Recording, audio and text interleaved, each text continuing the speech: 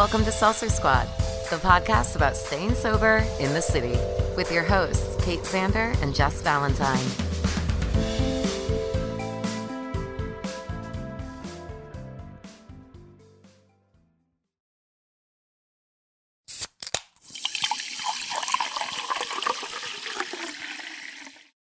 Did y'all know that you can get extra Seltzer Squad content at patreon.com/Seltzer Squad? Yeah, Kate, they can get early access to our episodes. They can get videos of us and even bonus episodes every month That no one else gets. No one else gets it, only our patrons. So this is truly a labor of love for us. So if you could help support us, we'd really appreciate it. Yeah, man, we love you, Squad. We love you, Squad. Sign up at patreon.com/Seltzer Squad.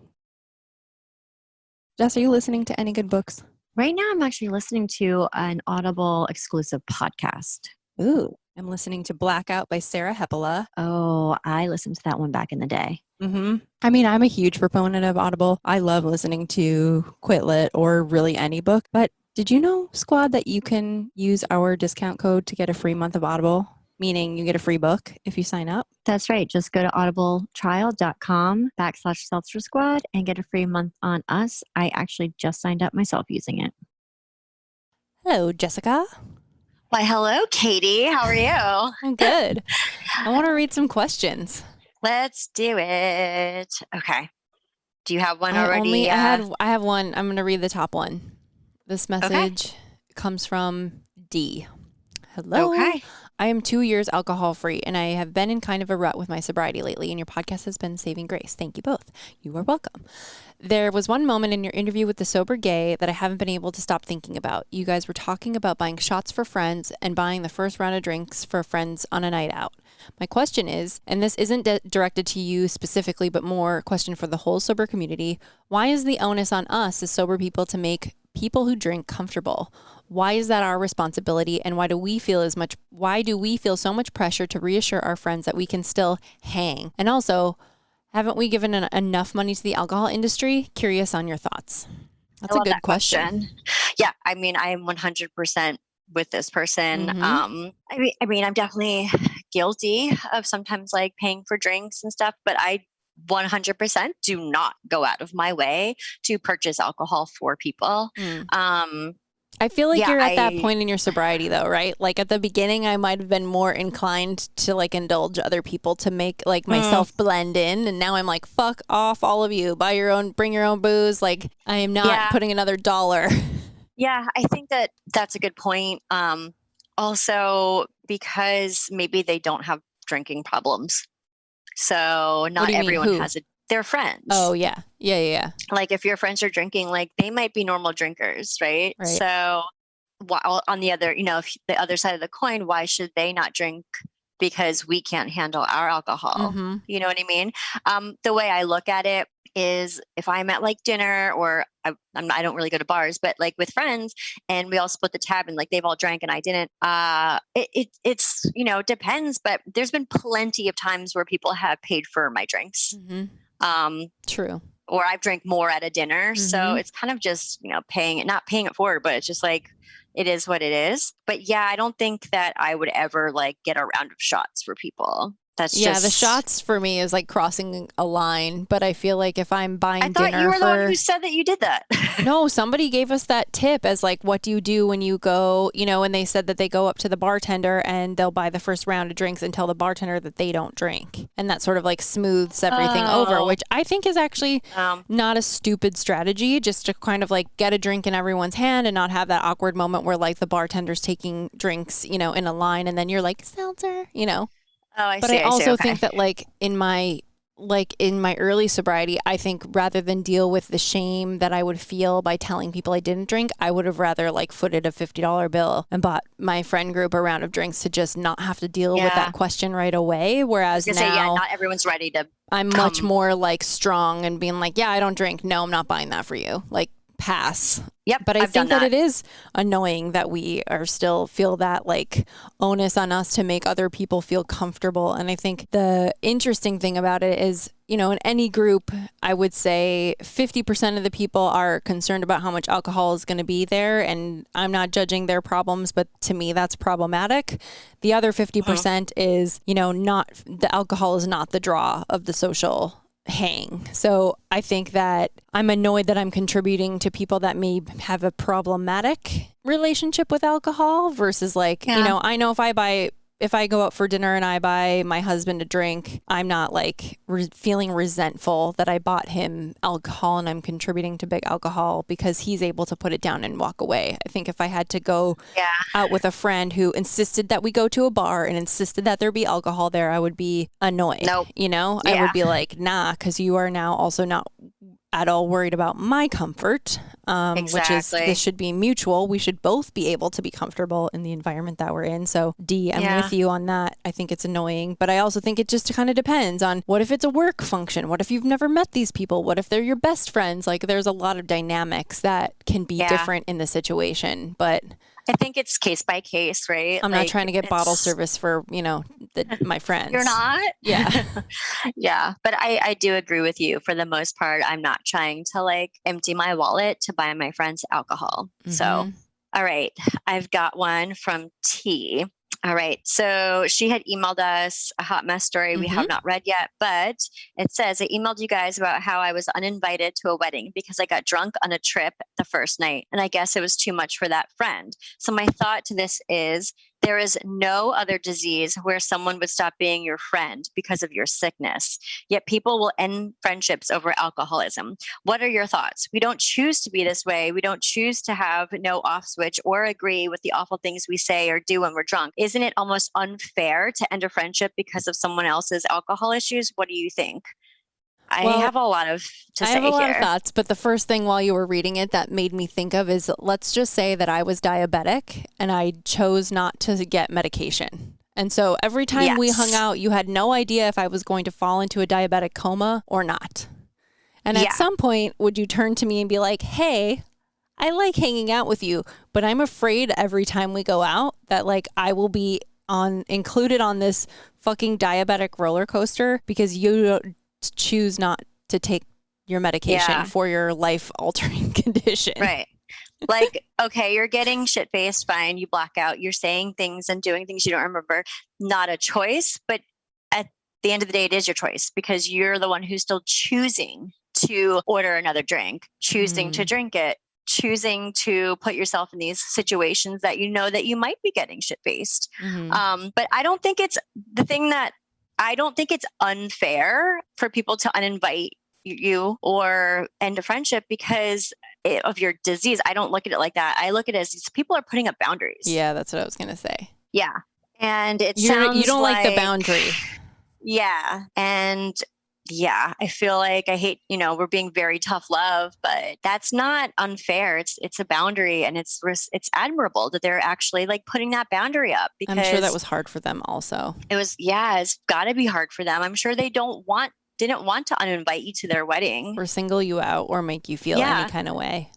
Yeah, like I imagine that must have been a really like heavy thing for that person to think about. They must have like had to sit down and be like, this sucks. But I just tell her I'm not jealous of the person that had to make that decision. I mean, I don't know if you guys have had a conversation since then or anything like that, but I feel like saying it's a disease is a little bit of an excuse. Because I feel like that's like pulling the trap back door when yes, I'm not denying that 100%, but I also think like at some point we are also responsible for ourselves. I think about like if it were my wedding and I had like, we all have a friend, right, that like is maybe like a little bit of a loose cannon, like we're not really sure what's going to happen. And I think, that was me. Think about, like let's just say that could be you. I don't know. It wasn't in my experience with you, just FYI. But if I invited you to my wedding and I didn't know if you were going to like get blackout drunk and pee your pants and start yelling at my friends and family at my wedding, that would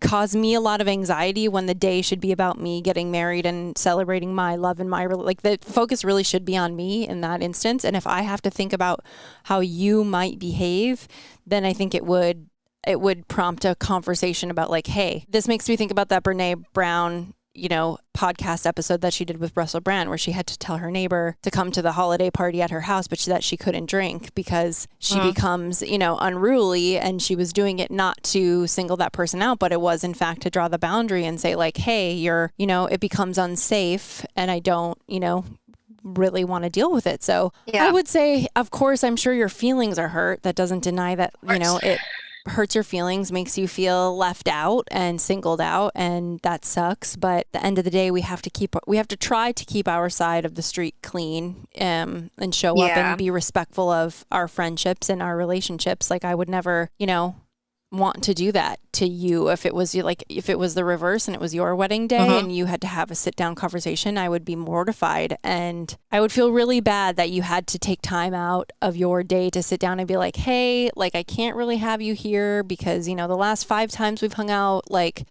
you've gotten fucking blackout drunk and you started crying or, whatever the things that I would do. It's that awkward would for everybody involved. Yeah, I would never want to like take away sunshine on your wedding day, Sure. But like, I think Kate had a really good point where it's like, okay, if you were diabetic or whatever, and you weren't taking your medicine, it's like, okay, well, like at this point, why do you keep putting yourself in these positions where it's becoming problematic? Yeah. And it's not just my problem. It's our problem. Like I'm making the problem become your problem. And that's not fair to you. Yeah. So try to not look at it as being unfair and look at it as you've got a friend that has like strong boundaries and like that's a great quality to have. It's a good friend. Because that friend wants you to be healthy also. And those are the good ones. Yes. So if you end up, curbing your drinking behavior, I'm sure you guys can be friends again. But like, you have to realize that it's your drinking has negatively affected this person. So you might want to check yourself look into before that. It gets worse. Check yourself before you wreck yourself.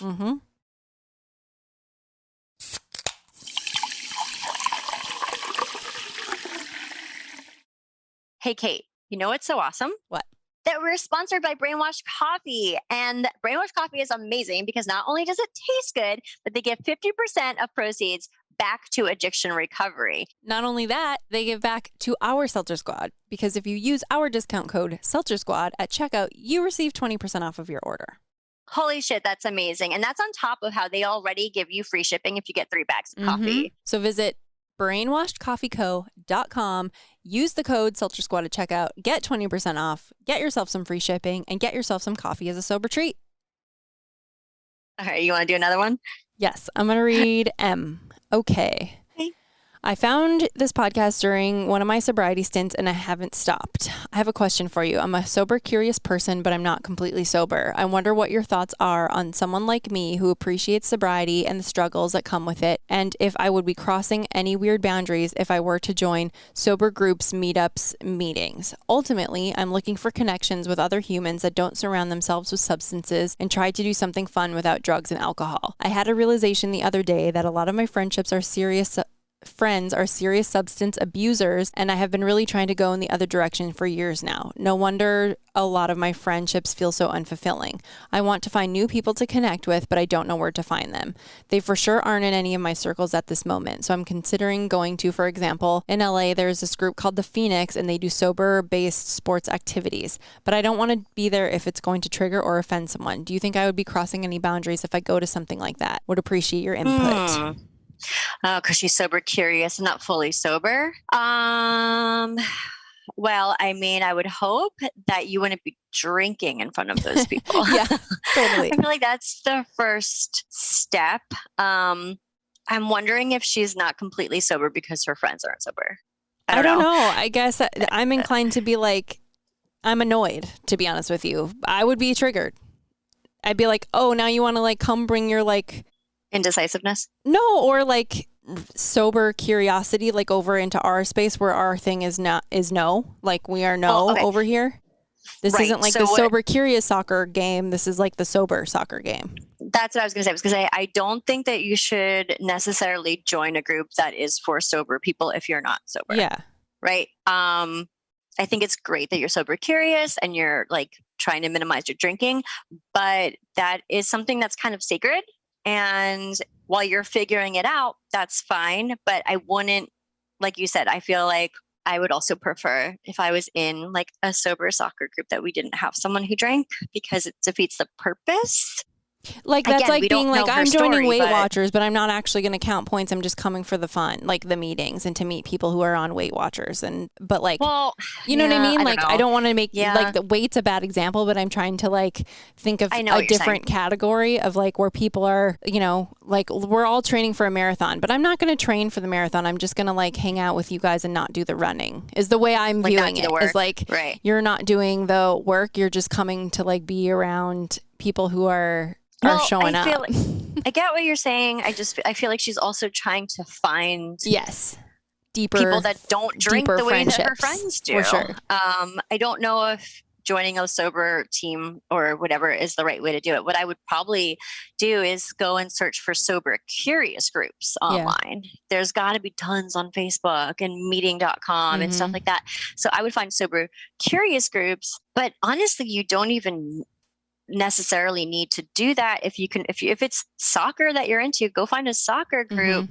But then I guess you run into the risk of people being like, let's go for drinks afterwards, which is not really healthy. But some people that are into sports might be into like healthier things than drinking. You're asking the wrong girl, because I don't fucking do any sort of physical what's your gut activity. reaction? Would you be into it if someone showed up? What do you mean? Like if somebody showed up who was like, oh, well, I'm not sober, but like I came to this meeting. I wouldn't like that. Right. I've had clients be like, or just people in general be like, oh yeah, I'm sober, I don't drink. And then be like, well, and then like later on it comes out like, well, I drink like once in a while. I'm like, right. Oh, you're not fucking, then why are you calling yourself sober? Right. Yeah. But I mean, I'm this wondering girl, at least she's also like, I'm if sober this curious. person, like if you're being sober curious, what if you just tried sober? I don't know. You know what I mean? I think I went to a panel where everybody was talking about their addiction, and then one girl was just like, I stopped drinking, but I will still have a drink once in a while. And I feel like a lot of people were like, what the fuck? Yeah. And certainly like they were a normie drinker, and you know, there's a place for them. But I also feel like if TJ and I are doing something, we're not doing something sober. Like he may be not drinking while we're doing something, but like as a group, we're not a sober group. Like we're not a sober couple. Find activities that don't involve drinking. Right.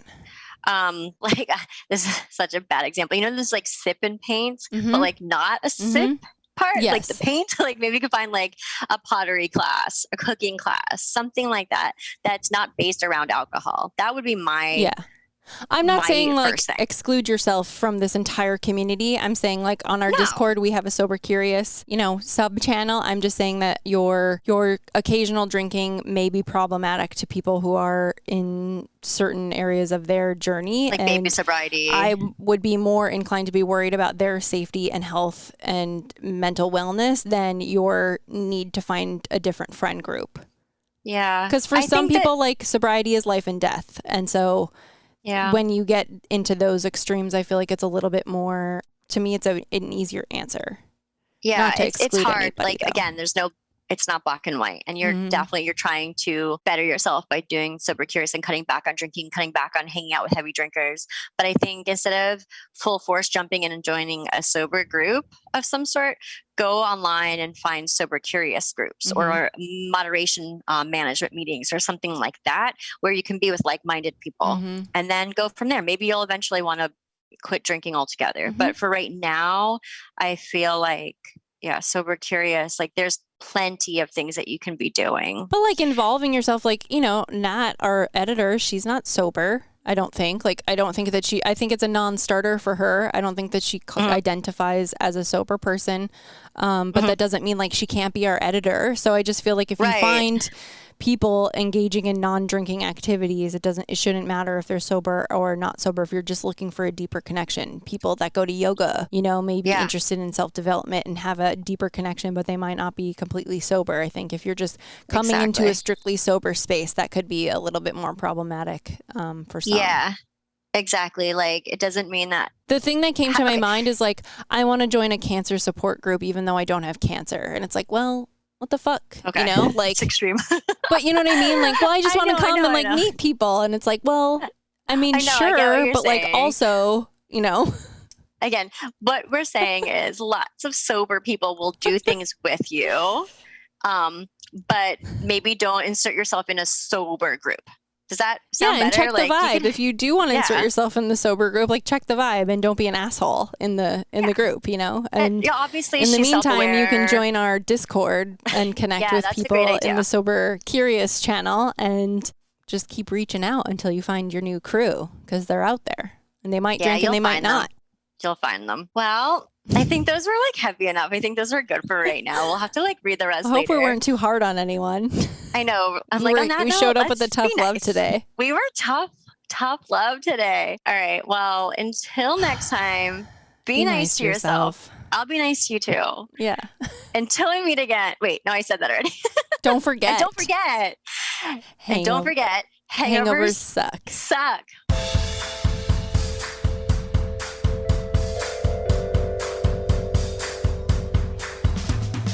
Thanks for listening. Don't forget to rate, review, and subscribe to this podcast. Every review helps other listeners find us. Music by Dead Go West. Art by Kate Sander. For show notes and resources, check out seltzersquad.com.